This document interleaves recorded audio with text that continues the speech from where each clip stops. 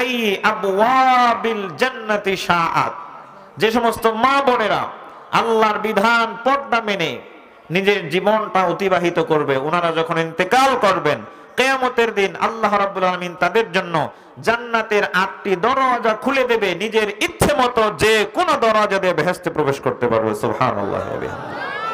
দুনিয়াতে পুরস্কার কয়টা? জোরে বলেন কয়টা? আর কিয়ামতের দিন জান্নাতের 8টি দরজা খোলা। আল্লাহু আকবার বলবেন না? সম্মানিত বন্ধুগণ আমার, অন্তরের কান লাগিয়ে কথাগুলো খেয়াল করে শুনবেন। আমার সম্মানিত মা ও বোনেরা, হৃদয়ের কান দিয়ে কথাগুলো অনুধাবন করবেন। যে সমস্ত মা এবং বোনেরা আল্লাহর বিধান পর্দা মেনে নিজের জীবনটাকে সাজাবে, তাদের দুনিয়াতে 1 নাম্বার পুরস্কার রব্বুল আলামিন দিবেন নিরাপত্তা। পর্দা মেনে চললে কিভাবে রব্বুল আলামিন নিরাপত্তার ব্যবস্থা করেন লক্ষ্য করুন। তিরমিজি শরীফের বর্ণনা, عن عبد الله بن مسعود رضي الله تعالى عنه قال قال النبي صلى الله عليه وسلم المرأة عورة إذا خرجت استشرفها الشيطان। আল্লাহর নবীজির প্রিয় সাহাবী হযরত আব্দুল্লাহ ইবনে মাসউদ রাদিয়াল্লাহু আনহু থেকে বর্ণিত আছে, তিনি বলেন বিশ্ব নবীজি বলেছেন আল মারআতু আওরাতুন, নারীরা হলো আওরাত। জোরে বলেন কি? একসাথে বলেন, আরবি শব্দ উচ্চারণ করেন, ভালো লাগবে। বলেন নারীরা কি? আরো জোরে। আমার সম্মানিত বন্ধুগণ, আল্লাহর নবী নারীদেরকে আওরাত বলেছেন, আবার লাস্টের দিকে বলে দিয়েছেন যে সমস্ত মেয়েরা বেপরদায় চলাফেরা করে, ঘরের বাইরে বের হয়, শয়তান ওই সমস্ত বেপরদা মেয়েদেরকে অন্য পুরুষের সামনে সুসজ্জিত করে দেখায়। পর্দা না করার কারণে শয়তান তাদেরকে অন্য পুরুষের সামনে যখন সুসজ্জিত করে দেখায়, তখন তারা ঘরে ফিরে ইফতিজিং আর ধর্ষণের শিকার হয়ে, ঠিক কিনা? সম্মানিত বন্ধুগণ, আল্লাহর নবী নারীদেরকে আওরাত বলেছেন। আওরাত শব্দের অর্থ কি? মুহাদ্দিসিনে কেরামগণ আওরাত শব্দের অনেকগুলো ব্যাখ্যা করেছেন। আমি আপনাদেরকে 3টি অর্থ শোনাই। আওরাত শব্দের 1 নম্বর অর্থ হলো লুকিয়ে রাখার বস্তু। 1 নম্বর অর্থ কি? আস্তে বলেন, একটু আস্তে বলেন। আওরাত শব্দের 1 নম্বর অর্থ কি? লুকিয়ে রাখার বস্তু। আওরাত শব্দের আরেক নম্বর অর্থ হলো ঢেকে রাখার বস্তু। আওরাত শব্দের আরেকটা অর্থ হলো গোপনে রাখার বস্তু। তার মানে মেয়েরা আল্লাহর বিধান পর্দা মেনটেন করে পর্দার ভিতরে নিজেদেরকে লুকিয়ে রাখবে, ঢেকে রাখবে, গোপনে রাখবে। লুকিয়ে রাখার সাথে ঢেকে রাখার সাথে গোপনে রাখার সাথে নিরাপত্তার কি সম্পর্ক? যাদের বাড়িতে সুকেস আছে, সুকেস আছে না? আপনাদের এলাকায় যত রকম যন্ত্রপাতি আছে দেখেন, দা, খন্তা, কুদাল, শাবল, কুড়াল, এই টাইপের যত যন্ত্রপাতি আছে, আপনাদের এলাকার কেউ কি এগুলো সুকেসের মধ্যে রাখে নাকি? কথা কইলেন না যে? রাখে নাকি কেউ? কই রাখেন এগুলো? কোথায়? রান্নাঘরে রাখেন, গোয়াল ঘরে রাখেন, বাইরে ফেলে রাখেন, ঠিক কিনা? কিন্তু আপনার বাড়ির যত মূল্যবান সম্পদ আছে, টাকা পয়সা, স্বর্ণালংকার, জমির দলিল, পাসপোর্ট, এগুলো কি আপনারা বাইরে ফেলে রাখেন না সুকেসের মধ্যে লুকিয়ে রাখেন? কথা বলতে হবে। এখন যদি জিজ্ঞাসা করি এগুলো সুকেসের মধ্যে লুকিয়ে রাখেন কেন, সুন্দর করে যুক্তি সহকারে জবাব দিবেন, হুজুর এগুলো আমার বাড়ির মূল্যবান সম্পদ, দামি সম্পদ, সুকেসের ভিতরে লুকিয়ে রাখি যেন নিরাপত্তা নিশ্চিত করা যায়, ঠিক কিনা? আপনার বাড়ির দামি সম্পদ সুকেসের মধ্যে লুকিয়ে রাখলে যেমন নিরাপত্তা নিশ্চিত হয়, আল্লাহর নবী নারীদের ব্যাপারে বলেন আদ-দুনিয়া কুল্লুহা মাতা ওয়া খায়রু মাতা'id দুনিয়া আল মারআতুন সালিহা। জোরে বলেন আল্লাহু আকবার। আল্লাহর নবী বলেন এই পৃথিবীতে যত দামি দামি মূল্যবান নিয়ামত আছে, মূল্যবান সম্পদ আছে, তার মধ্যে অন্যতম দামি নিয়ামত হলো নেককার নারী, নেককার স্ত্রী। যার ঘরে একজন নেককার স্ত্রী, যার ফ্যামিলিতে আছে, যার ঘরে আছে, ওই ব্যক্তিরা আলাদা করে 14 ফেব্রুয়ারি ভালোবাসা দিবস পালন করা লাগে না। যার বাড়িতে একজন নেককার স্ত্রী আছে, যার ফ্যামিলিতে নেককার স্ত্রী আছে, আল্লাহ যার ফ্যামিলিতে নেককার স্ত্রী দিয়েছে, ওই ব্যক্তির সারা বছর 14 ফেব্রুয়ারির মতো ভালোবাসা আছে না নাই? আর যার ঘরে স্ত্রী দাদ্দাল মার্কা, উত্তর দিকে যেতে বললে দক্ষিণ দিকে যায়, আছে না নাই? ওর হলো প্রত্যেক রাতেই 25শে মার্চ কালো রাত। কথা কন না কেন আমার প্রিয় ভাইরা? তাহলে আল্লাহর নবী নারীদেরকে দামি নিয়ামত বলেছেন। আল্লাহর নবী নারীদেরকে দামি নিয়ামত বলার পরে আবার নারীদেরকে আওরাত মানে লুকিয়ে রাখার বস্তু বলেছেন, ঢেকে রাখার বস্তু বলেছেন, গোপনে রাখার বস্তু বলেছেন। আপনার বাড়ির দামি নিয়ামত, দামি সম্পদ লুকিয়ে রাখলে যেমন নিরাপত্তা নিশ্চিত হয়, আল্লাহর নবী নারীদেরকে দামি বলেছেন যে সমস্ত মা এবং বোনেরা আল্লাহর বিধান পর্দা মেনটেন করে পর্দার ভিতরে নিজেদেরকে লুকিয়ে রাখবে, ঢেকে রাখবে, গোপনে রাখবে, ওই সমস্ত পর্দাওয়ালা মা বোনদেরকে রব্বুল আলামিন আপনার বাড়ির দামি নিয়ামতের চাইতে, সম্পদের চাইতে হাজারো গুণ বেশি নিরাপত্তা দিয়ে দেবে। জোরে কন্যা সুবহানাল্লাহ। পর্দা মেনে নেওয়ার 1 নাম্বার পুরস্কারের নাম হলো নিরাপত্তা। আমার কথা বুঝে থাকলে সবাই মিলে বলেন 1 নাম্বার পুরস্কারের নাম কি? মাথায় ঢুকছে না উপর দিয়ে গেল? ঢুকেছে। সম্মানিত বন্ধুগণ আমার, পর্দা রক্ষা করার কারণে রব্বুল আলামিন কিভাবে একজন মেয়ে লোককে নিরাপত্তা দান করেন খেয়াল করেন। পৃথিবীর প্রথম মানুষ, পৃথিবীর প্রথম নবী আবুল বাশার আব্বাজান হযরতে আদম আলাইহিস সালাম, যার বডি স্ট্রাকচার রব্বুল আলামিন তৈরি করেছেন জান্নাতের বাইরে। জোরে বলেন কোথায়? আরো জোরে বলতে হবে কোথায়? জান্নাতের বাইরে বডি স্ট্রাকচার তৈরি করার পর ওনার মধ্যে যখন রূহ দেওয়ার পরে জান্নাতের মধ্যে থাকতে দিলেন। হাদিসের মধ্যে আছে আল্লাহর নবীজি বলেছেন, আল্লাহর কোন বান্দা বান্দি যখন জান্নাতের মধ্যে প্রবেশ করবে সর্বপ্রথম মাছের কলিজা ভুনা করে একটা নাস্তা দেওয়া হবে। সুবহানাল্লাহ বলবেন না? এরপরে জান্নাতের পাখির রোস্ট খাবে। জান্নাতের মধ্যে আছে 4 ধরনের নহর। কুরআনুল কারীমের মাঝে রব্বুল আলামিন বলে দিয়েছেন, মাসালুল জান্নাতিল্লাতী উইদাল মুত্তাকুন ফিহা আনহারুম মিন মাইন গায়রি আসিনি ওয়া আনহারুম মিন লাবানিল লাম ইয়াতাগায়্যার তা'মুহু ওয়া আনহারুম মিন খামরিল লাযযাতিল লিশ-শারিবিন ওয়া আনহারুম মিন আসালিম মুসাফফা ওয়া লাহুম ফিহা মিন কুল্লিস সামারাত। জোরে বলেন আল্লাহু আকবার। জান্নাতের মধ্যে রয়েছে 4 ধরনের নহর। 1 নম্বরে আছে স্বচ্ছ পানির ঝর্ণা, মিনারেল ওয়াটার। 2 নম্বরে আছে জান্নাতের মধ্যে দুধের নহর, যেটার রং আর স্বাদ কোনোদিন পরিবর্তন হবে না। 3 নম্বরে আছে জান্নাতের মধ্যে শরাবের নহর। 4 নম্বরে আছে জান্নাতের মধ্যে বিভিন্ন রকমের আপনার মধুর ঝর্ণা। এরপরে জান্নাতের মধ্যে বিভিন্ন রকমের ফলমূল আছে।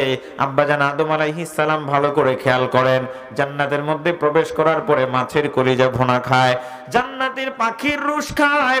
জান্নাতের মধ্যে আব্বাজান আদম আলাইহিস সালাম পানির ঝর্ণা থেকে পানি পান করে, দুধের ঝর্ণা থেকে দুধ পান করে, মধুর ঝর্ণা থেকে মধু পান করে, শরাবের নহর থেকে শরাব পান করে।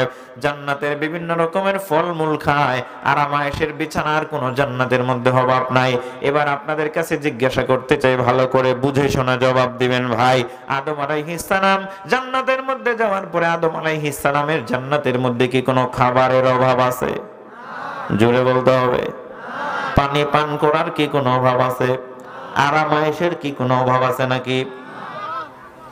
যে জিনিসটা বুঝারে তাই ভালো করে বুঝে নেন। আব্বাজান আদম আলাইহিস সালাম জান্নাতের মধ্যে খাবারের কোনো অভাব নাই, পানি পানের কোনো অভাব নাই, বিভিন্ন রকমের ফলমূল আছে। এরপরে আব্বাজানের জন্য কত চমৎকার বিছানা প্রস্তুত করা আছে। জান্নাতের মধ্যে সব রকম নাজ নিয়ামত আছে। এরপরেও কেন যেন নিজেকে মনের মধ্যে একটা একাকিত্ব অনুভব করছে। সবকিছু থাকার পরেও মনে হয় যেন কি নাই। আমার প্রিয় বন্ধুগণ, আব্বাজান আদম আলাইহিস সালামের মনের কথাটা বুঝে নিলেন আল্লাহ। এই যে আমাদের ছেলেরা শীত যখন শুরু হয়ে গেল, আমাদের ছেলেরা ফেসবুকে অনেক স্ট্যাটাস দিয়েছে, আমার মতো ইয়াতিম মিসকিন আর পৃথিবীতে কেউ নাই। এবছর শীত শুরু হওয়া দিয়ে আমার জীবনের 22টা শীত পার হয়ে গেল, না জানি আর কতদিন সিঙ্গেল থাকা লাগবে। এই দেখছেন। আরেক বন্ধু বলতেছে এরকম করে কিছু ফেসবুকে লিখলে তোমারে বিয়ে করাবে না। কই কি লিখতে হবে? কই ফেসবুকে হার্ড লাইনে যাওয়া লাগবে। কই ফেসবুকে লেখো আজকে গিয়ে এই বাড়িতে খাট কেটে আলাদা করব, বাড়িতে যে খাটে আমি থেকে ওটার অর্ধেক হলেই তো আমার চলে, বাকি অর্ধেক আমার কি দরকার? তার মানে সে বুঝাতে চায় পিতামাতা আমাকে সব কিছু দিয়েছে, আমার বাবা সৌদি আরবে থাকে বা সিঙ্গাপুরে থাকে, প্রবাসে থাকে, আমাকে দামি ব্র্যান্ডের বাইক কিনে দিয়েছে, আমি ঘড়ি ব্যবহার করি, ব্র্যান্ডের ছাড়া ব্যবহার করি না, জুতা ব্যবহার করি তাও দামি ব্র্যান্ডের ব্যবহার করি, আমি বাংলাদেশের নামি দামি কলেজে লেখাপড়া করি, পিতামাতা আমাকে সব দিয়েছে, চাওয়া মাত্রই সব পেয়ে যাই, কোনো কিছুর অপূর্ণতা নাই, কিন্তু আমার মনে যে আরেকজনের একাকিত্ব ফিল করতেছি, এটা কেন আমার পিতামাতা বুঝে না? আমার প্রিয় বন্ধুগণ, আদম আলাইহিস সালামের জান্নাতের মধ্যে সবকিছু থাকার পরেও একাকিত্ব অনুভব করছেন, তিনি একাকিত্ব ফিল করতেছেন। একটু মেহেরবানি করে বলেন তো, আদম আলাইহিস সালামের মনের ব্যথা যিনি বুঝেন তিনি কে? আদম আলাইহিস সালাম জান্নাতের মধ্যে ঘুমিয়ে পড়লেন। মুফাসসিরিনে কেরামগণ লিখেছেন, ওয়া খালাকা মিনহা যাওজাহা ওয়া বাসসা মিনহুমা রিজালান কাসীরান ওয়া নিসাআ। জোরে বলেন আল্লাহু আকবার। আদম আলাইহিস সালাম যখন জান্নাতের মধ্যে ঘুমিয়ে পড়লেন, জান্নাতের মধ্যে ঘুমিয়ে থাকার পরে আদম আলাইহিস সালামের থেকে জান্নাতের ভিতরে আম্মাজান হযরতে হাওয়া আলাইহিস সালামকে রব্বুল আলামিন সৃষ্টি করলেন। তাদের দুজনের থেকে গোটা পৃথিবীতে মানুষ জাতি নারী পুরুষকে আল্লাহ ছড়িয়ে দিয়েছেন। আমার প্রিয় বন্ধু, যে কথাটা বুঝাতে চাইলাম ভালো করে খেয়াল করবেন, আব্বাজান আদম আলাইহিস সালামকে তৈরি করলেন আল্লাহ জান্নাতের বাইরে। এবার একটু মেহেরবানি করে বলেন তো, আম্মাজান হযরতে হাওয়া আলাইহিস সালামকে আল্লাহ সৃষ্টি করলেন কোথায়? জোরে বলেন কোথায়? এটাই কিন্তু আমার মূল পয়েন্ট। পৃথিবীর প্রথম মেয়ে লোক, পৃথিবীর প্রথম নারী, পৃথিবীর প্রথম মা, পৃথিবীর প্রথম নানি, পৃথিবীর প্রথম দাদি, যার আগে পৃথিবীতে পাঠানোর জন্য কোনো মেয়ে লোককে সৃষ্টি করা হয় নাই মানব জাতির জন্য, তাহলে পৃথিবীর প্রথম মেয়ে লোক আম্মাজান হাওয়া আলাইহিস সালামকে আল্লাহ তৈরি করলেন জান্নাতের ভিতরে। এই যে ভিতরে তৈরি করছেন, এটাও কিন্তু পর্দার একটা ব্যাপার। কথা কয় না কেন? জোরে বলেন, জোরে বলেন, ঠিক কিনা? সম্মানিত মা ও বোনেরা ভালো করে শুনে নেন। মুফাসসিরিনে কেরামগণ লিখেছেন, আম্মাজান হযরতে হাওয়া আলাইহিস সালাম জান্নাতের ভিতরে থেকে যেমন নিরাপত্তা লাভ করেছিলেন, আজও যদি দুনিয়ার কোন মা এবং বোন আল্লাহর বিধান পর্দা মেইনটেইন করে নিজেকে আওরাত বানায়া পর্দার মধ্যে লুকিয়ে রাখতে পারে, ঢেকে রাখতে পারে, গোপনে রাখতে পারে, ওই সমস্ত পর্দাওয়ালা মা বোনদেরকে রব্বুল আলামিন আম্মাজান হযরতে হাওয়া আলাইহিস সালামের মতো নিরাপত্তা দিয়ে দিবে। জোরে কন্না সুবহানাল্লাহ। পর্দা মেনে নেওয়ার এক নাম্বার পুরস্কারের নাম হলো নিরাপত্তা। যারা কথা বলতে পারেন সবাই মিলে বলেন, এক নাম্বার পুরস্কারের নাম কি? আমার সম্মানিত বন্ধুগণ, পর্দা মেনে নিলে একজন মেয়ে লোক কিভাবে আল্লাহর পক্ষ থেকে নিরাপত্তা লাভ করে, আরেকটা উদাহরণ দিয়ে 2 নাম্বার পয়েন্টের দিকে চলে যাই। এই যে আমাদের বডি স্ট্রাকচার, সবার উপরে আছে চামড়া। কি আছে? আছে তো আপনাদের? চামড়া কাটলে কি বের হয়? কি বের হয়? রক্ত। চামড়া, রক্ত, কয়টা হলো? 2টা পার্টিশন, 2টা পার্ট, 2টা পর্দা। এরপরে রক্তের নিচে আছে কি? গোশত। চামড়া, রক্ত, গোশত, 3টা পর্দা, 3টা পার্টিশন। এই 3টা পার্টিশন, 3টা পর্দার ভিতরে লম্বা লম্বি শক্তিশালী একটা জিনিস, একটু মেহেরবানি করে বলেন তো আছে না নাই? এটার নাম কি? জোরে বলতে হবে, নাম কি? এই হাড়, রব্বুল আলামিন হাড়কে 3টা পর্দার ভিতরে প্যাকেট করে রেখে দিয়েছেন। আপনারা যখন কোথাও পড়ে গেলে ব্যথা পান, এই যে আপনাদের লাল মাটির রাস্তা, বৃষ্টির সময় যে পরিমাণ কাদা হয়, আর লাল মাটি যে মহব্বতের মাটি, আছাড় খেয়ে বৃষ্টির সময় বলেন তো আপনারা পড়েন কি পড়েন না? 2-4 জন আছাড় খেয়ে যারা রাস্তার মধ্যে পড়লেই কি হাড় ভেঙে যায়? হাড় ভেঙে? পড়লেই হাড় ভাঙে না। এটার উপরে চামড়াতে আঘাত লাগে, গোশতে আঘাত লাগে, রক্ত বের হয়। এরপরে 3টা পার্টিশনের মধ্যে রব্বুল আলামিন হাড্ডিকে নিরাপত্তা দান করে। মানুষ যখন অ্যাক্সিডেন্ট করে, অ্যাক্সিডেন্ট করলেই কিন্তু হাড় ক্ষতিগ্রস্ত হয় না, চামড়া কাটে, রক্ত বের হয়, গোশতে আঘাত লাগে, হাড়কে নিরাপত্তা দিয়ে দেয়। তিনি কে? আমার প্রিয় বন্ধু, এইটার কথা কেন বললাম, হাড়ের কথা বারবার কেন বলতেছি? আল্লাহ নবীজি বলেন, খুলিকাত মিন দিলহিন, মেয়েদেরকে তৈরি করা হয়েছে বাঁকা হাড্ডি থেকে, হাড্ডি সোজা হোক আর বাঁকা হোক। এবার মেহেরবানি করে বলেন, যে হাড্ডি থেকে নারীদেরকে তৈরি করা হয়েছে, ওই হাড় কয়টা পর্দার ভিতরের জিনিস? জোরে বলেন, কয়টা পর্দার ভিতরের জিনিস? তিনটা পর্দার ভিতরে। হাড় যেমন নিরাপত্তা লাভ করে, ওখান থেকে তৈরি করে নারীদেরকে বুঝিয়ে দেওয়া হলো, ও দুনিয়ার মুমিন মা ও বোনেরা, ভালো করে শুনে নাও, তিনটা পর্দার ভিতরে হাত যেমন নিরাপত্তা লাভ করে, ওখান থেকে তৈরি করে বুঝিয়ে দেওয়া হলো। আজও যদি দুনিয়ার কোন মা এবং বোন আল্লাহর বিধান পর্দা মেনটেন করে, নিজেকে পর্দার মধ্যে লুকিয়ে রাখে, আওরাত বানায় গোপনে রাখে, ঢেকে রাখে, ওই সমস্ত পর্দাওয়ালা মা বোনদেরকে রব্বুল আলামিন আপনার আমার শরীরের হাড়ের চাইতে হাজারো গুণ বেশি নিরাপত্তা দিয়ে দিবে। জোরে কোন সুবহানাল্লাহ। পর্দা মেনে নেওয়ার 1 নম্বর পুরস্কারের নাম হলো নিরাপত্তা। একটু মেহেরবানি করে বলেন, 1 নম্বর পুরস্কারের নাম কি? 2 নম্বর পুরস্কারের নাম হলো সম্মান। বীর পুরুষের মতো উচ্চ আওয়াজে বলেন, 2 নম্বর পুরস্কারের নাম কি? একসাথে বলেন, 2 নম্বর পুরস্কারের নাম কি? পর্দা মেনে নেওয়ার কারণে একজন মেয়ে লোক কিভাবে সম্মানিত হয়? আল্লাহর নবীজি সাল্লাল্লাহু আলাইহি ওয়াসাল্লাম যখন রিসালাতের দায়িত্ব পেয়ে গেলেন, কোরআনুল কারীমের মাঝে রব্বুল আলামিন বলে দিয়েছেন, হুয়াল্লাযী আরসালা রাসূলাহু বিল হুদা ওয়া দীনিল হক লিইয়ুযহিরাহু আলাদ দীনি কুল্লিহি ওয়ালাউ কারিহাল মুশরিকুন। আল্লাহর নবী রিসালাতের দায়িত্ব পেয়ে গেলেন। আল্লাহর নবীকে রিসালাতের দায়িত্ব দেওয়ার পরে রব্বুল আলামিন জানিয়ে দিলেন, হে রাসূল, আপনার দায়িত্ব হলো দুনিয়ার যত মত আছে, দুনিয়ার যত পথ আছে, দুনিয়ার যত তন্ত্র আর মন্ত্র আছে, সবকিছুর উপরে ইসলামকে বিজয়ী করা আল্লাহর নবীজির দায়িত্ব। আল্লাহর নবীজির যত সাহাবায়ে কেরাম ছিল, আল্লাহর নবীজির সাহাবায়ে কেরামের দায়িত্ব ছিল আল্লাহর নবীজির মতের সাথে মত মিলায় ইসলাম প্রতিষ্ঠার জন্য লড়াই করা। আমার প্রিয় বন্ধু, আল্লাহর নবীজির উম্মত বলে নিজেদেরকে দাবি করি, কিন্তু আমরা আল্লাহর নবীজি যে ইসলামের জন্য লড়াই করেছেন, সেই ইসলামের জন্য আমরা লড়াই করি না। দুনিয়ার মানুষকে নেতা হিসাবে গ্রহণ করে মানুষের তৈরি করা মতবাদ প্রতিষ্ঠার জন্য লড়াই করে। জোরে বলেন ঠিক কিনা? আমার সম্মানিত বন্ধুগণ, আল্লাহর নবী প্রথমে গোপনে কালিমার দাওয়াত দিলেন 3 বছর। জোরে বলেন, কয় বছর? আল্লাহর নবী যখন গোপনে কালিমার দাওয়াত দিচ্ছিলেন 3 বছর, তখন নারী আর পুরুষ মিলে মুসলমান হয়েছিল 60 জন। জোরে বলেন, কয়জন? এদের মধ্যে 12 জন ছিল মেয়ে লোক। আল্লাহর নবীজির কাছে একজন মেয়ে লোক ইসলাম ধর্ম গ্রহণ করলো, নাম হলো তার উম্মে হাবিবা। একটু জোরে বলেন, তার নাম কি? উম্মে হাবিবা রাদিয়াল্লাহু আনহা ইসলাম ধর্ম গ্রহণ করলেন। তার স্বামীর নাম Ubaidullah bin Jahsh. Umm Habiba রাদিয়াল্লাহু আনহা সাধারণ কোন মেয়ে লোক ছিলেন না। মক্কার বড় লিডার হযরতে আবু সুফিয়ান রাদিয়াল্লাহু আনহু, তখনও তিনি ইসলাম ধর্ম গ্রহণ করেন নাই। হযরতে আবু সুফিয়ান রাদিয়াল্লাহু আনহুর কন্যা ছিলেন উম্মে হাবিবা রাদিয়াল্লাহু আনহা।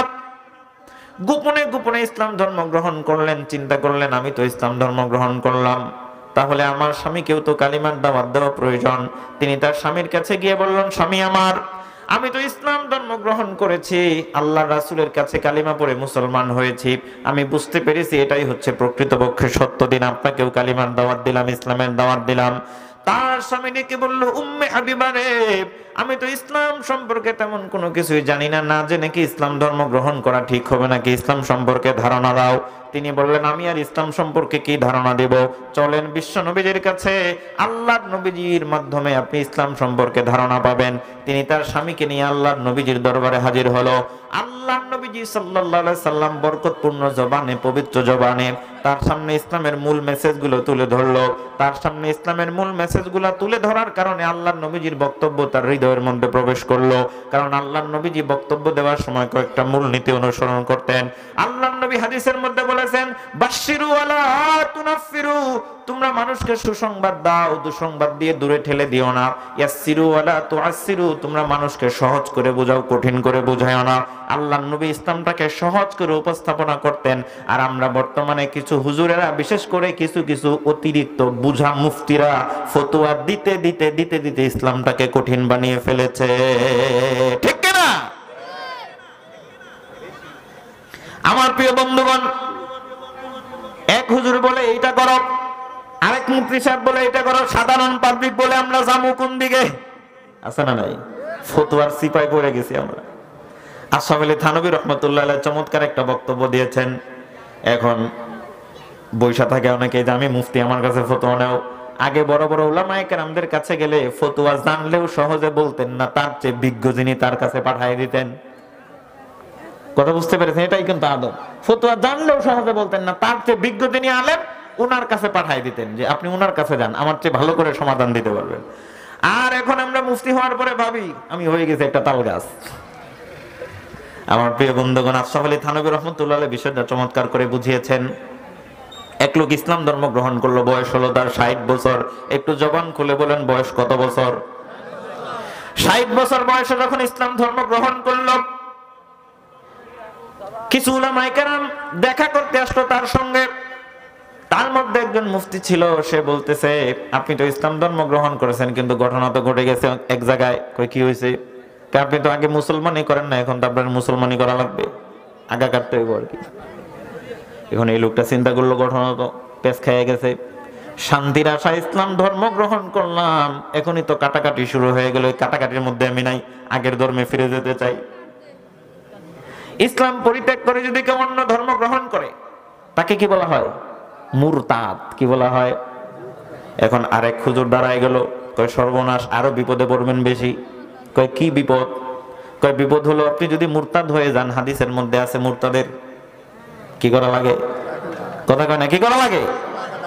এখন এই লোকে কয় কি বিপদে পড়লাম, শান্তির আশা ইসলাম ধর্ম গ্রহণ করলাম, গ্রহণ করলে আগা কাটা যায়, আবার ছেড়ে দিলে কল্লা কাটা যায়। বর্তমানে কিছু কিছু হুজুরদের ফতোয়ার যন্ত্রণায় আমাদের অবস্থাও তাই, ঠিক কিনা?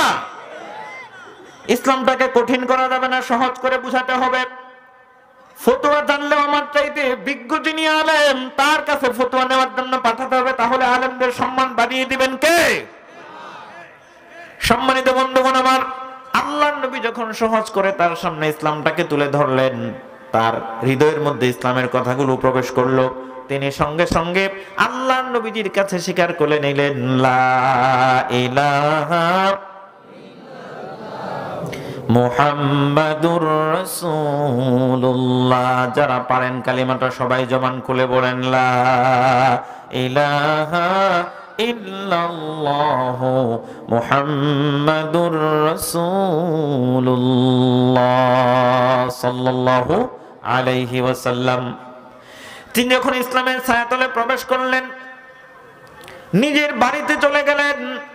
ঈমান আনার কারণে অন্তরের মধ্যে একটা প্রশান্তি ফিল করলেন, কিন্তু তার জীবনে নিয়ে যারা গবেষণা করেছেন তারা একটা দুর্বলতার কথা উল্লেখ করেছেন। তিনি সঠিক সিদ্ধান্ত নিতে গিয়ে দ্বিধাদ্বন্দ্বে ভুগে যেতেন, মানে এক স্থির থাকতে পারতেন না, জীবনটা ছিল তার অস্থির টাইপের। তিনি যখন ইসলাম ধর্ম গ্রহণ করলেন, গ্রহণ করার পরে মোটামুটি তাদের সংসারটা ভালোই চলতেছিল। নিজের একটা কন্যা সন্তান ছিল, এই কন্যা সন্তানটাকে নিয়ে সংসারটা সুখের সংসার চলতেছিল। 3টি বছর যখন পার হয়ে গেল, আল্লাহর পক্ষ থেকে নোটিশ চলে এলো, ফাসদা বিমা তুমার ওয়া আরিদ আনিল মুশরিকিন। হে রাসূল, আপনি এতদিন গোপনে কালিমার দাওয়াত দিয়েছেন, এখন আর গোপনে কালিমার দাওয়াত দেওয়ার কোনো প্রয়োজন নাই। এবার আপনি আল্লাহর নির্দেশ মতে প্রকাশ্যে কালিমার দাওয়াত দেন। আল্লাহর নবীজির উপর যখন এই নোটিশ চলে এলো, এই মেসেজ চলে এলো, আল্লাহর নবীজি সাল্লাল্লাহু আলাইহি সাল্লাম এবং সাহাবায়ে কেরামগণ মক্কাতুল মুকাররমার বিভিন্ন জায়গায় অলিতে গলিতে আল্লাহর কোরআনের দিকে, ইসলামের দিকে মানুষকে প্রকাশ্যে কালিমার দিকে দাওয়াত দিতে লাগলেন। জোরে কন্যা মারহাবা। আমার প্রিয় বন্ধুগণ, আল্লাহর নবীজি সাল্লাল্লাহু আলাইহি সাল্লাম এবং সাহাবায়ে কেরামগণ যেই না মাত্র প্রকাশ্যে কালিমার দিকে দাওয়াত দিতে লাগলেন, মক্কার কাফেররা যাকে আল্লাহর নবীজিকে এত বেশি ভালোবাসতো, তারা প্রকাশ্যে কালিমার দাওয়াত দেওয়ার আগে আল্লাহর নবীজিকে বলতো আল আমিন। বলেন তো আল আমিন শব্দের অর্থ কি? হ্যাঁ, জোরে কোন? কব না, আমার চাচা কইছে বেকেরই কবার কয়, তা তো কব না। আল্লাহ তাআলা সবাইরে কবার তৌফিক দান করুন, বলেন আমিন। আল আমিন শব্দের অর্থ হচ্ছে বিশ্বস্ত। কি? বিশ্বস্ত। আল্লাহর নবীজি সাল্লাল্লাহু আলাইহি ওয়াসাল্লাম এতটাই বিশ্বস্ত ছিলেন, মক্কার কাফেররাও তাকে বিশ্বাস করত। আল্লাহর নবী এতটা বিশ্বস্ত ছিলেন, আমার প্রিয় বন্ধুগণ, আল্লাহর নবীজিকে এই উপাধি তারা মক্কার কাফেররা দাওয়াত প্রকাশ্যে দেওয়ার আগে দিত। কিন্তু আল্লাহর নবী যেই না মাত্র প্রকাশ্যে কালিমার দাওয়াত দেওয়া আরম্ভ করলেন, তখন তারা বুঝতে পারলো আমরা যদি আল্লাহকে রব হিসাবে মেনে নেই, আমরা যদি মুহাম্মদ সাল্লাল্লাহু আলাইহি সাল্লামকে নেতা হিসাবে মেনে নেই, আল্লাহকে রব হিসাবে মেনে নেওয়ার অর্থ হলো কাবা ঘরে যে আমরা 360টি মূর্তি রেখে ইবাদত করি সবগুলো বের করতে হবে, আর মুহাম্মদ সাল্লাল্লাহু আলাইহি ওয়াসাল্লামকে আদর্শ নেতা হিসাবে মেনে নেওয়ার অর্থ হলো আমরা যে নিজেরা আইন তৈরি করে নেতাগিরি করি এটাও বাদ দিতে হবে। আমরা মূর্তিকেও ছাড়তে পারবো না, নিজেদের নেতাগিরিও ছাড়তে পারবো না। সুতরাং ঈমান আল্লাহ এবং তার রাসূলের উপরও আনতে পারবো না। তারা জানতো আল্লাহর বাণী সত্য, মুহাম্মদ সাল্লাল্লাহু আলাইহি সাল্লাম নেতা, জানার পরেও তারা মানতো না। বলেন তো আমার প্রিয় ভাইরা, বাংলার জমিনে খুব ভালো করে জানে কোরআনের আইন প্রতিষ্ঠিত হলে চুরি বন্ধ হবে, ডাকাতি বন্ধ হবে, দুর্নীতি বন্ধ হবে। আল্লাহর নবীজিকে নেতা মানলে সমাজে শান্তি আসবে। আমাদের দেশের এক শ্রেণীর সংশয়বাদী ইসলাম বিদ্বেষী নেতারা এটা জানে, কিন্তু মক্কার কাফেরদের মতো চরিত্র তারা মানে না, ঠিক না? আমার প্রিয় বন্ধুগণ, আল্লাহর নবীজিকে শুধুমাত্র তারা এইভাবে এত কিছু করে ক্ষান্ত হয় নাই। আল্লাহর নবীজিকে তারা পাগল উপাধি দিল, জাদুকর উপাধি দিল, কোরআন বানিয়ে বানিয়ে বলে এই টাইপের উপাধি দিল। আমার প্রিয় বন্ধুগণ, আল্লাহর নবীজি সাল্লাল্লাহু আলাইহি সাল্লামের সাহাবায়ে কেরামদের উপর তারা নির্যাতন শুরু করে দিল, এবং তাদের একটা পার্লামেন্ট ছিল, পার্লামেন্টের নাম হলো দারুন নদওয়া। জোরে বলেন কি নাম? আরো জোরে বলতে হবে কি নাম? দারুন নদওয়া পার্লামেন্টে আবু জেহেল নেতৃত্ব দিয়ে একটা মিটিং কল করলো। আজকে পার্লামেন্টের একটা গুরুত্বপূর্ণ সিদ্ধান্ত নিতে হবে। কি সিদ্ধান্ত? মুহাম্মদ এবং তার ইসলামের দাওয়াতকে বন্ধ করে দিতে হবে। কালিমার দাওয়াতকে কিভাবে বন্ধ করা যায়, সিদ্ধান্ত আজকে পার্লামেন্টে হবে। আমার প্রিয় বন্ধুগণ, মক্কার বড় বড় কাফেররা মতামত প্রকাশ করতেছে কিভাবে কালিমার দাওয়াতকে বন্ধ করা যায়, ইসলামের আলোকে নিভিয়ে ফেলা যায়। এটা মক্কার কাফেররা সিদ্ধান্ত নেওয়ার জন্য হাজির হয়েছে, কিন্তু কোরআনুল কারীমে রব্বুল আলামিন বলে দিয়েছেন ইউরিদুনা লিয়ুতফিউ নূরাল্লাহি বিআফওয়াহিহিম ওয়াল্লাহু মুতিম্মু নূরিহি ওয়ালাউ কারিহাল কাফিরুন। জোরে বলেন আল্লাহু আকবার। মক্কার কাফেররা একত্রিত হয়েছে, সিদ্ধান্ত নিবে ইসলামের আলোকে কিভাবে নিভিয়ে দেওয়া যায়। কিন্তু আল্লাহর ঘোষণা, দুনিয়ার যত কাফেররা ইসলামকে নিভিয়ে দিতে চায়, আমি আল্লাহ ইসলামের আলোকে প্রজ্বলিত করব। আল্লাহু আকবার বলেন। এবার একটু মেহেরবানি করে বলেন তো, সিদ্ধান্ত বাস্তবায়িত হবে কার? আল্লাহর সিদ্ধান্ত বাস্তবায়িত হবে। মক্কার বড় বড় কাফেররা এক একজন এক এক রকম মতামত পেশ করতেছে। এবার মতামতের পালা হলো আবু সুফিয়ানের। হযরত আবু সুফিয়ান রাদিয়াল্লাহু আনহু বক্তব্য দেওয়ার জন্য দাঁড়িয়ে গেলেন, পয়েন্ট অফ অর্ডারে তিনি বক্তব্য দেবেন। আবু সুফিয়ান রাদিয়াল্লাহু আনহুর যিনি সহকারী ছিলেন, তিনি পেছন থেকে ডেকে বললেন, নেতা, একটা তথ্য আপনার সঙ্গে শেয়ার করতে চাই। আবু সুফিয়ান ডেকে বলল, অনেকগুলো তথ্য শেয়ার করো, কোনো সমস্যা নাই। বলতেছে, আপনি যে ইসলামের বিরুদ্ধে বক্তব্য দেওয়ার জন্য এখানে দাঁড়িয়েছেন, কানে কানে বলতেছে আপনার ঘরে আপনার কন্যা ইসলাম ধর্ম গ্রহণ করেছে, আপনার মেয়ের জামাই ইসলাম ধর্ম গ্রহণ করেছে, সেই খবর রাখেন নাকি? এইটা ফিসফিস করে যখন কানে কানে বলে দিল, অন্য নেতারা শুনে বলল, আবু সুফিয়ান তাই নাকি? সরিষার মধ্যে যদি ভূত থাকে, সরিষা ভূত তাড়াবো কিভাবে? তোমার ঘরে তোমার কন্যা তোমার মেয়ের জামাইকে আগে ঠিক করো, তারপরে ইসলামের বিরুদ্ধে সিদ্ধান্ত নেওয়ার জন্য তোমরা আমার পার্লামেন্টে আসবা। আবু সুফিয়ান মাথা নিচু করে অপমানিত হয়ে পার্লামেন্ট থেকে বের হয়ে গেল। বাড়িতে গিয়ে মেয়ের জামাইকে বসালেন, মেয়েকে বসালেন, তার কন্যাকে বসায়া সুন্দর করে আবু সুফিয়ান বললেন, মা রে, আমি তো মক্কার নেতা, আমি মক্কার নেতা হয়ে ইসলামের বিদ্বেষ পোষণ করি। তুই যদি ইসলাম গ্রহণ করিস, তোর জামাই যদি ইসলাম ধর্ম গ্রহণ করে, আমার তো আর মান সম্মান বলতে কিছুই থাকে না। আমি তোকে সুন্দর করে স্নেহ দিয়ে ভালোবাসা দিয়ে বড় করেছি। আমার কন্যা তুই আমার যত সম্পত্তি আছে তোর নামে আমি লিখে দেব, আদর যত্ন ভালোবাসার কোনো কমতি করব না, কিন্তু সিদ্ধান্ত নিতে হবে নতুন করে ইসলাম ছেড়ে দিতে হবে, ঈমান ছেড়ে দিতে হবে। এবার আবু সুফিয়ান রাদিয়াল্লাহু আনহু আরো বললেন, মুসলমানদের উপর মারাত্মক নির্যাতন শুরু হয়ে গেছে, তোদের উপরে যখন নির্যাতন চলে আসবে আমি কিন্তু তোদেরকে ঠেকাতে পারবো না, ফেরাতে পারবো না।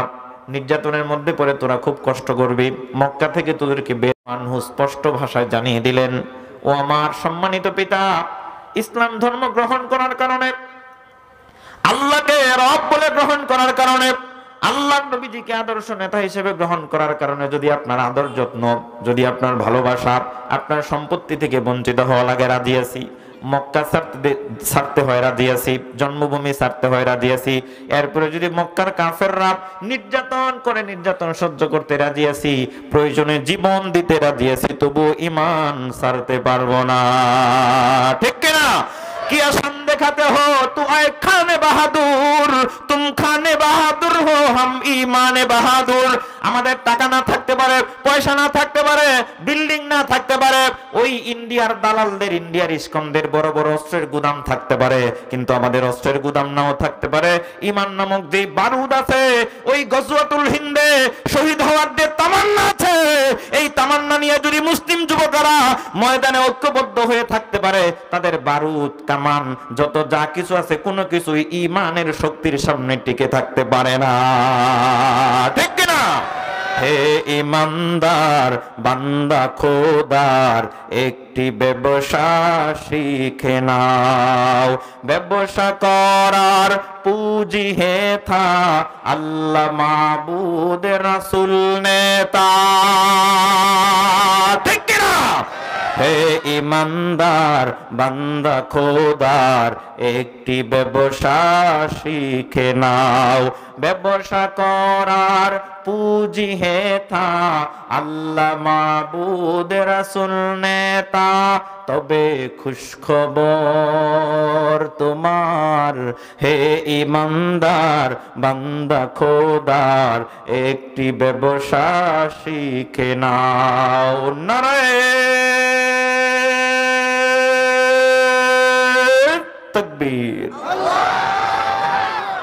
সম্মানিত বন্ধুগণ আমার, আবু সুফিয়ানের কন্যা উম্মে হাবিবা রাদিয়াল্লাহু আনহা যখন নিজের বাবার সামনে স্টেট কার সিদ্ধান্ত জানিয়ে দিলেন, আমার প্রিয় বন্ধুগণ, যুগে যুগে আমরা ইতিহাসে দেখেছি, যারা ইসলামকে ধ্বংস করতে চেয়েছে তাদের ঘরেই আল্লাহ ইসলামের পক্ষের লোক তৈরি করে দিয়েছে। ঠিক কিনা? আমার সম্মানিত বন্ধুগণ, মুসা আলাইহিস সালামকে রব্বুল আলামিন যখন পৃথিবীতে পাঠানোর সিদ্ধান্ত নিলেন, ফিরাউন সিদ্ধান্ত নিল মুসা আলাইহিস সালামকে পৃথিবীতে আসতে দেবে না। আল্লাহর সিদ্ধান্ত বাস্তবায়িত হলো। শুধু তাই না, ফিরাউন টাকা দিয়ে লোকবল নিয়োগ করলো যাতে মুসা আলাইহিস সালাম পৃথিবীতে আসলেও বড় হতে না পারে। তখন আল্লাহ রাব্বুল আলামিন এমন কায়দা করলেন, ফিরাউনের ঘরে আসিয়া আলাইহিস সালামের কাছে মুসা আলাইহিস সালামকে লালন পালনের ব্যবস্থা করে দিলেন। আল্লাহু আকবার। যুগে যুগে যারা ইসলামের বিদ্বেষ পোষণ করবে তাদের ঘরেই, তাদের দলের মধ্যে আল্লাহ ইসলামের পক্ষে লোক তৈরি করে ইসলামের বিজয় পতাকা উড়ানোর ব্যবস্থা করে দিবে। চিল্লায় বলো মুসলমান, ঠিক কিনা? আমার সম্মানিত বন্ধুগণ, এবার যখন আবু সুফিয়ান সিদ্ধান্ত জানিয়ে চলে গেল, মক্কার কাফেরদের উপর মারাত্মক নির্যাতন চলে এলো। নির্যাতন আসার পরে ওই উম্মে হাবিবা রাদিয়াল্লাহু আনহার কাছে নির্যাতনের স্টিমরোলার চলে এলো, তারাও নির্যাতনের মধ্যে পড়ে গেল। আল্লাহর নবীজির কাছে নির্যাতিত মুসলমানেরা গিয়া বলল, ইয়া রাসূলুল্লাহ, ঈমান আনার কারণে নির্যাতনের মধ্যে পড়ে গেলাম, ঈমান আনার কারণে তো আমাদের জীবন হুমকির সম্মুখীন হয়ে গেল। অনেক কিছু বলা যায় না, আবার কিছু না বললেও নয়। গত 16টি বছরের বেশি কারগুজারি শোনানো লাগবে না, একটা ছোট্ট করে ঘটনা শুধু আপনাদেরকে শোনাই। আমার পরিচিত এক ছেলে সিলেট শাহজালাল বিজ্ঞান ও প্রযুক্তি বিশ্ববিদ্যালয়ে পড়তো। যেই হলে থাকতো, ওই স্বৈরাচারী জালেমরা নামাজ পড়তে দিত না। বাথরুমের মধ্যে দাঁড়ায় ইশারায় নামাজ পড়েছে, নামাজ পড়লে হল থেকে বের করে দিত। নামাজের কারণে বাংলার জমিনে এমন নির্যাতনের শিকার হতে হয়েছে। আপনারা হয়তো ভাবছেন জাহিলি যুগে নির্যাতন হয়েছে, এখন হয় নাই। এটা মনে করলে আপনি এখনো দুনিয়া সম্পর্কে কিছুই জানেন না। শুধুমাত্র নামাজ পড়ার অপরাধে, সকালবেলা হলে কোরআন তিলাওয়াত করার অপরাধে এক বালতি পানি আর কাঁটা চামিচ দিয়ে বলেছে সারা রাত এই বালতি থেকে ওই বালতিতে পানি নিবে, অপরাধ একটাই, কোরআন তিলাওয়াত করেছিস। যারা ইসলাম পালন করতে চেয়েছে হলগুলোতে এমন নির্যাতনের মধ্যে পড়েছে, এরপরেও যারা বলবে আগেরটাই ভালো ছিল, তারা স্পষ্ট ইসলাম বিদ্বেষী ছাড়া আর কিছু না, ঠিক কিনা? আমার সম্মানিত বন্ধুগণ, এরকম শত শত ঘটনা বলতে পারবো বাস্তব। আল্লাহর নবীজি সাল্লাল্লাহু আলাইহি সাল্লামের কাছে গিয়ে বললেন, ইয়া রাসূলুল্লাহ, ঈমান আনার কারণে নির্যাতনের মধ্যে পড়ে গেছি, আপনি সিদ্ধান্ত দেন কি করব। আল্লাহর নবীজি বললেন, শোনো শোনো, আমি তো সিদ্ধান্ত দিতে পারবো না। ওমা ইয়ানতিকু আনিল হাওয়া ইন হুয়া ইল্লা ওয়াহয়ুন ইউহা। আল্লাহর নবীজি কোনো কথা বলতেন না, কোনো সিদ্ধান্ত নিতেন না আল্লাহর পক্ষ থেকে পারমিশন ছাড়া। কিছুক্ষণ পরে নোটিফিকেশন চলে এলো, জিবরাইল আলাইহিস সালাম এসে জানিয়ে দিলেন, হুজুর, ঈমান আনার কারণে যারা নির্যাতনের মধ্যে পড়ে গেছে, জীবন হুমকির সম্মুখীন হয়ে গেছে, আপনি তাদেরকে ঈমান হেফাজতের জন্য, জীবন বাঁচানোর জন্য বাদশা নাজ্জাশীর দেশে আবিসিনিয়ায় হিজরত করার পারমিশন দিয়ে দেন। জোরে কোন মারহাবা। সম্মানিত বন্ধুগণ আমার, অনেক লম্বা কথা সংক্ষিপ্ত করে বলছি। শুধু উম্মে হাবিবা রাদিয়াল্লাহু আনহা এবং তার স্বামী ছোট্ট মাসুম বাচ্চা আবিসিনিয়ার দিকে প্রথমে যারা হিজরত করে গিয়েছিল তাদের দলের মধ্যে ছিল। উম্মে হাবিবা রাদিয়াল্লাহু আনহা যখন হিজরত করার জন্য বাড়ি থেকে রওনা দিলেন, উম্মে হাবিবা রাদিয়াল্লাহু আনহা বাড়ি থেকে রওনা দেওয়ার সময় নিজের চেহারাটা সুন্দর করে চাদর দ্বারা ঢেকে বের হলেন।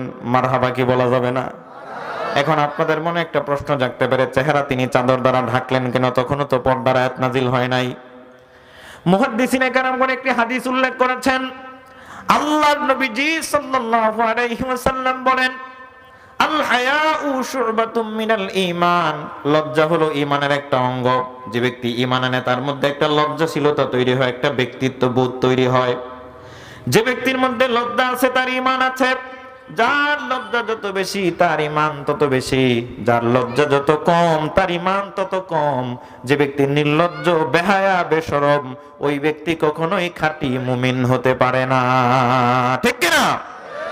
আমার প্রিয় ভাইরা, খুব সচেতন এবং সাবধান থাকতে হবে। আমাদের কিছু ইয়াং জেনারেশন, তরুণ ছেলেরা বিভিন্ন স্কুল, কলেজ, বিশ্ববিদ্যালয়ে, শহরে পড়াশোনা করে এসে গ্রামে গঞ্জে যখন বেড়াতে আসে 2-4 দিনের জন্য, বাবার কেনা মোটরসাইকেলের টাকায় কেনা মোটরসাইকেল হাঁটুর উপরে 2 কোয়ার্টার করে পুরো সতর দেখায়া চলাফেরা করে। এদের মতো বেয়াদব আর নির্লজ্জ কেউ হতে পারে না। যারা এরকম করবে মুরব্বীরা ধরে কানের মধ্যে থাপড়ায় ঠিক করে দিবেন, কারণ 2-1টারে থাপড়াইলে বাকিটি এমনি ঠিক হয়ে যাবে। কথা ঠিক কিনা? সমাজের পরিবেশ নষ্ট করতে দেওয়া যাবে না। আমার প্রিয় বন্ধুগণ, উম্মে হাবিবা রাদিয়াল্লাহু আনহা রওনা দিলেন। এখানে লম্বা কথা ছিল, চলে গেলাম আবিসিনিয়াতে। ছোট্ট একটা বাড়ি ভাড়া করলেন আবিসিনিয়াতে। সেখানে বাড়ি ভাড়া করে স্বামী স্ত্রীর সংসার খুবই ভালো চলতেছিল। তার স্বামী উবাইদুল্লাহ বিন জাহাশ একটা চাকরি নিলেন খ্রিস্টানদের দোকানে। জোরে বলেন কোথায়? আরো জোরে বলতে হবে কোথায়? খ্রিস্টানদের সঙ্গে চলাফেরা করার মূলনীতি সম্পর্কে কোরআনুল কারীমের মাঝে রব্বুল আলামিন বলেন, ইয়া আইয়ুহাল্লাযীনা আমানু লা তাত্তাখিযুল ইয়াহুদা ওয়ান নাসারা আউলিয়া বা'দুহুম আউলিয়াউ বা'দ। রব্বুল আলামিন বলেন, ও দুনিয়ার মুমিনরা রে, পুরুষেরা তোমরা শুনে নাও, ইহুদি খ্রিস্টানদের সঙ্গে ব্যবসা বাণিজ্য করা যাবে, লেনদেন করা যাবে, শর্ত সাপেক্ষে চুক্তিও করা যাবে, কিন্তু তাদেরকে অন্তরঙ্গ বন্ধু বানানো যাবে না। কি বানানো যাবে না? অন্তরঙ্গ বন্ধু বানানো যাবে না। এই কথা শোনার পরে আমাদের প্রিয় যুবকেরা বলবে, হুজুর, ইহুদি খ্রিস্টানদের সঙ্গে আমাদের অন্তরঙ্গ বন্ধু কিভাবে থাকতে পারে? আমাদের দক্ষিণ পাড়া বন্ধু আছে, জুমা ছাড়া নামাজ পড়ে না। ওই বন্ধুর সঙ্গে আমি বিকেল বেলা একসঙ্গে বাইকে ঘুরি। আমাদের এই বাজারে বসে একসঙ্গে চায়ের দোকানে আড্ডা মারি, ইহুদি খ্রিস্টানরা যদি আমাদের বন্ধু হতো, বাইকে ঘোরাফেরা করতাম, চায়ের দোকানে আড্ডা মারতাম, কোনোদিন ঘোরাফেরাও হয় নাই, আড্ডাও মারা হয় নাই, বন্ধু কিভাবে হলো? আমার প্রিয় বন্ধুগণ, যদিও ইহুদি খ্রিস্টানদের সঙ্গে সরাসরি আমাদের ওইভাবে উঠা বসা চলাফেরা করার যুবকদের, এই গ্রামের লোকদের সুযোগ নাই, কিন্তু আল্লাহর নবীজি দারুণ একটা কথা বলে গিয়েছেন, হাদিসের মধ্যে আছে, আল মারউ আলা দীনি খালিলিহি, প্রত্যেক ব্যক্তি তার বন্ধুর মতাদর্শকে অনুসরণ করে। তুমি হয়তো শারীরিকভাবে তোমার সরাসরি ফেস টু ফেস ইহুদি খ্রিস্টানদের সঙ্গে বন্ধুত্ব হয় নাই, কিন্তু তাদের নীতি, কালচার, আদর্শের দিক থেকে তুমি তাদের বন্ধু হয়ে গেছো, কারণ বন্ধু তার বন্ধুর মতাদর্শকে লালন করে, ঠিক কিনা? আমার প্রিয় বন্ধুগণ, সেখানে বসে ইহুদি খ্রিস্টানদের দোকানে যখন কর্মচারী হিসেবে কাজ নিল, তাদের সঙ্গে একটা বন্ধুত্বের সম্পর্ক তৈরি হলো, বন্ধু বন্ধুর মতাদর্শ গ্রহণ করে। একদিন মদের অনুষ্ঠানে বসে তার খ্রিস্টান বন্ধু বলল, উবাইদুল্লাহ বিন জাহাশ, একটু মদ পান করো, দেখেন কিভাবে মানুষ নষ্ট হয়। তখন বলল, মদ পান করা যাবে না। বন্ধু জোর করে বলল, না, একটু মদ পান করো। বন্ধুর অনুরোধ ফেলা বড় কষ্টকর। তখন উবাইদুল্লাহ বিন জাহাশ সেখানে বসে একটুখানি মদ পান করলো, নেশা হলো। প্রথমে একটু খারাপ লাগলো, পরে ভালো লাগলো, সমস্যা নাই, প্রথমে একটু খারাপ লাগলো, পরে ভালো লাগলো, নেশা হয়ে গেল। এইভাবে নিয়মিত মদ পান করতে করতে তিনি মদের প্রতি এতটাই আসক্ত হয়ে গেলেন, একদিন মদ পান করে নেশা করে বাড়ি ফিরে উম্মে হাবিবা রাদিয়াল্লাহু আনহার সঙ্গে খারাপ আচরণ করলেন। মদ পান করে নেশা করে বাড়ির লোকদের সঙ্গে খারাপ আচরণ করে, এরকম নেশায় আসক্ত যুবক বাংলার জমিনে আছে না নাই? কুরআনুল কারীমের মাঝে রব্বুল আলামিন বলে দিয়েছেন, ইয়া আইয়ুহাল্লাযীনা আমানু ইন্নামাল খামরু ওয়াল মাইসিরু ওয়াল আনসাবু ওয়াল আজলাম রিজসুম মিন আমালিশ শাইতান ফাজতানিবুহু লাআল্লাকুম তুফলিহুন। জোরে বলেন আল্লাহু আকবার। আমার প্রিয় বন্ধুগণ, মদ পান করা নিষেধ করেছেন আল্লাহ, এগুলো পরিত্যাগ করতে হবে। উম্মে হাবিবা রাদিয়াল্লাহু আনহার সঙ্গে খারাপ আচরণ করার পরে তিনি মনে বড় কষ্ট পেলেন, আল্লাহর কাছে দোয়া করে, আল্লাহ, আমার স্বামীকে নিয়ে ঈমান হেফাজতের জন্য এখানে হাজির হয়েছিলাম হিজরত করে, আমার স্বামী আমার সঙ্গে খারাপ আচরণ করে, তুমি আমার স্বামীকে হেদায়েত দান করো। এইভাবে কয়েকদিন চলার পরে উম্মে হাবিবাকে একদিন প্রচন্ড মারধর করলো তার স্বামী। তিনি যখন মারধরের কারণে অসুস্থ হয়ে পড়লেন, বিছানায় পড়ে আছেন, তিনি যখন একটু ঝিমিয়ে পড়লেন, তন্দ্রাচ্ছন্ন হয়ে গেলেন, মানে সজাগ না, ঘুমো না, এরকম হয় কিনা মাঝে মধ্যে। এই সময় তিনি একটা স্বপ্নে দেখলেন, তার স্বামীকে নিয়ে কোথাও ঘুরতে বের হয়েছেন, হঠাৎ করে তার স্বামী সমুদ্রের কিনারায় পড়ে গেল, সমুদ্রের পাড় দিয়ে হাঁটতেছিলেন, পড়ে গিয়ে এক পর্যায়ে গলা পর্যন্ত ডুবে গেল। অনেক তোলার চেষ্টা করলেন, তুলতে পারেন না, টানেন তোলার জন্য, তুলতে পারেন না। দুটো হাত যখন এরকম করে বের করে ডাকতেছে, উম্মে হাবিবা, আমি তো ডুবে গেলাম, তুমি আমাকে বাঁচাও। উম্মে হাবিবা রাদিয়াল্লাহু আনহা নিজের শরীরে সবটুকুন শক্তি দিয়ে স্বামীকে টানে, তুলতে পারেন না। এক পর্যায়ে তার স্বামী ডুবে গেল সমুদ্রের মধ্যে। এটা তিনি স্বপ্নে দেখার পরে যখন সজাগ পেলেন, পুরো শরীরটা ঘেমে গেছে, বুকটা আপ ডাউন করতেছে। আমার প্রিয় বন্ধুগণ, মানুষ যখন দুঃস্বপ্ন দেখে সজাগ পাওয়ার পরে যতক্ষণ পর্যন্ত ব্যাখ্যা জানতে না পারে, বলেন তো ততক্ষণ পর্যন্ত মনে একটা অস্থিরতা থাকে কি থাকে না? উম্মে হাবিবা অস্থির হয়ে গেলেন, কি ব্যাখ্যা হতে পারে এটার? ব্যাখ্যার কথা চিন্তা করতে করতে তিনি অস্থির হয়ে গেলেন। এই স্বপ্নের কি ব্যাখ্যা হতে পারে আপনারা কি শুনতে চান? রাজি আছেন তো ইনশাআল্লাহ? শুনবেন তো ইনশাআল্লাহ?